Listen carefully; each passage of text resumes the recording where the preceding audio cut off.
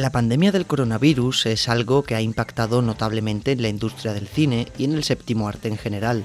La mayoría de series y películas optan por obviarla, ya que, a menos que sea un elemento relevante para la trama, una ambientación postpandémica no sería más que un telón de fondo cuyo único objetivo es recordarnos que la historia que estamos viendo está ocurriendo en nuestro universo, es decir, en la realidad.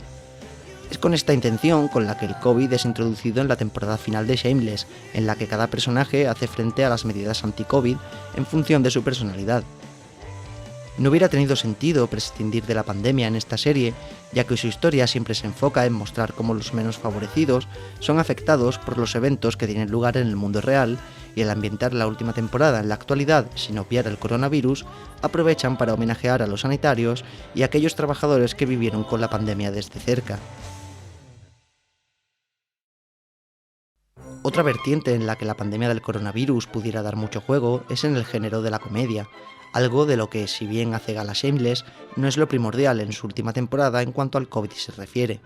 Sin embargo, otras series sí han aprovechado para satirizar e ironizar con el COVID-19, como la serie de Larry David, Curb Your Enthusiasm, en cuyo primer capítulo de la temporada 11 hacen chistes sobre el papel higiénico. Desde que comenzó el primer confinamiento, el papel higiénico se ha convertido en un elemento humorístico per se. Basta con mencionarlo para que la gente lo asocie a esa primera etapa de confusión que se vivió a partir de marzo de 2019. Es el recurso fácil para sacar unas risas a raíz de referenciar algo conocido.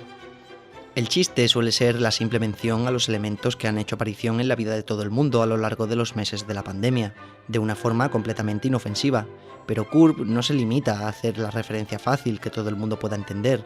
El humor de Larry David en esta sitcom suele recurrir a exponer una situación incómoda para su personaje, habitualmente su protagonista, para que el espectador se sienta también incómodo y se ría únicamente por no ser parte del momento. En el capítulo ya mencionado, Larry encuentra un montón de productos de parafarmacia, tales como geles hidroalcohólicos o papel higiénico en el armario de Albert Brooks. Albert Brooks is a COVID hoarder. He's a fucking COVID hoarder. Albert's a COVID. Al que acusa delante de sus invitados de ser un acaparador, y la comedia se vale de esta exposición, en la que todos acusan a Brooks de no ser solidario por comprar mucho papel higiénico y no de la propia mención en sí del artículo. Aunque el resto de la temporada obvia todas las restricciones impuestas por la pandemia, como la distancia de seguridad o el uso de mascarillas al situarse en una realidad post-COVID, para impedir que este tipo de cambios lastre la comedia en lugar de potenciarla. South Park hace lo contrario. Trey Parker y Matt Stone han optado por lanzar episodios especiales de casi una hora de duración en lugar de una nueva temporada, y en todos el tema central ha sido la pandemia y cómo ha ido avanzando y cambiando nuestra sociedad, siendo el primero sobre el confinamiento, el segundo sobre la vacunación y el tercero sobre un pesimista final de la pandemia.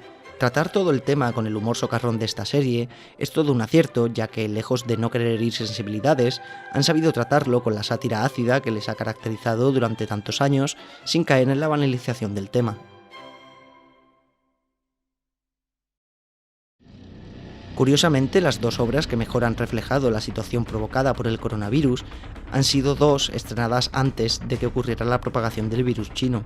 La película Contagio, de Steven Soderbergh, que trata de forma realista una epidemia ficticia y cuáles serían sus consecuencias a pie de calle, y la miniserie francesa El Colapso, que trata sobre la caída de nuestro sistema actual y las consecuencias que tendría un auténtico apocalipsis sin las florituras típicas del cine hollywoodiense, tales como zombies o desastres naturales de proporciones épicas. Ambas obras acertaron en eventos que, si bien parecían de ciencia ficción cuando fueron estrenadas en 2011 y 2019 respectivamente, tras la pandemia del coronavirus se volvieron muy reconocibles, tales como los protocolos anticontagios que pueden ser vistos en la película o el caos y la confusión generalizada que protagonizan los primeros compases de la miniserie. Ahora que estamos atravesando los últimos momentos de una pandemia que pareciera que no va a acabar nunca, el cineasta Abel Ferrara estrena en cine su última película, Zeros and Ones. ¿Dónde está mi hermano? ¡Vete! ¡Vete! ¡Vete! Voy a morir.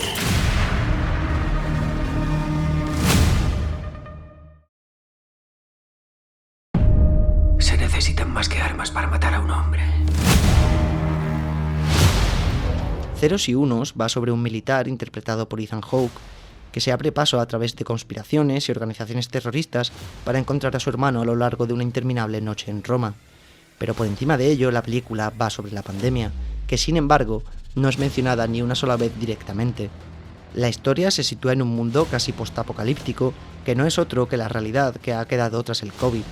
Algo que podemos observar en su apartado visual. Su formalismo estético es el propio de lo que será el cine post-pandemia. Personajes utilizando mascarillas como algo completamente normal e interiorizado, geles hidroalcohólicos, etc. La narrativa de la película es de todo menos lineal. La historia principal deja de importar cuando Ferrara se centra en hacer un manifiesto sobre la sociedad actual, atacando los valores que se han perdido, los cimientos morales que se han visto quebrados como la religión, pieza importante en toda la obra del cineasta, y la búsqueda de otros que los reemplacen. Esta es una película en la que unos terroristas tranquilizan a un soldado haciéndole saber que todos los que están en un mismo espacio han dado negativo en una PCR. Es decir, Ferrara crea personajes completamente amorales y repudiables, pero excusándolos en estar protegidos del virus, sin darle mayor importancia a los abusos, extorsiones y asesinatos que puedan cometer.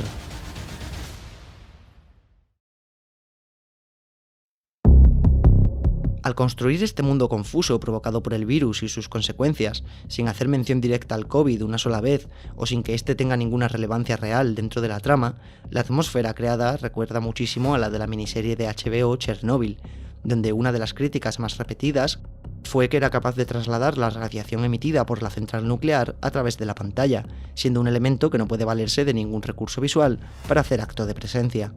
Ocurre igual con un virus. Toda la atmósfera de Zero Sun Ones está infectada. Es un retrato de una sociedad enferma propia de un cineasta como Abel Ferrara, quien dirigió Teniente Corrupto, también sobre un personaje amoral y torturado, o El asesino del taladro, que a priori parece la típica cinta de serie B de un asesino en serie, pero que es en realidad un manifiesto sobre el bloqueo que puede sufrir un artista que no encuentra respuestas en la religión ni en nada más que no sea el asesinato. Estamos hablando de Abel Ferrara, un tío que cambió el premio honorífico de Sitges por 2 botellas de whisky en el bar de un hotel. Al suceder toda la película, o su gran mayoría, durante la noche, el apartado visual es completamente oclusivo y confuso, a lo que ayuda el uso de la cámara en mano y la escasez de planos estáticos. Esto vuelve aún más confusa la narración si cabe, pues lo que intenta el director es replicar esa sensación de confusión, valga la redundancia, que se tenía sobre todo al empezar la pandemia. Y lo consigue a la perfección, confeccionando un film asfixiante y caótico, en el que lo que importa no es la historia, sino las sensaciones que transmite. En ese sentido se parece más a una película de David Lynch que a cualquier cinta que podamos encontrar en el cine actualmente, alejándose de convencionalismos y trasladando al gran público una obra muy de autor que se nota que está hecha con una total libertad creativa. La prueba de que esto es así es que el propio actor protagonista, Ethan Hawke, aparece al principio y al final hablándole a la audiencia con su interpretación de la película.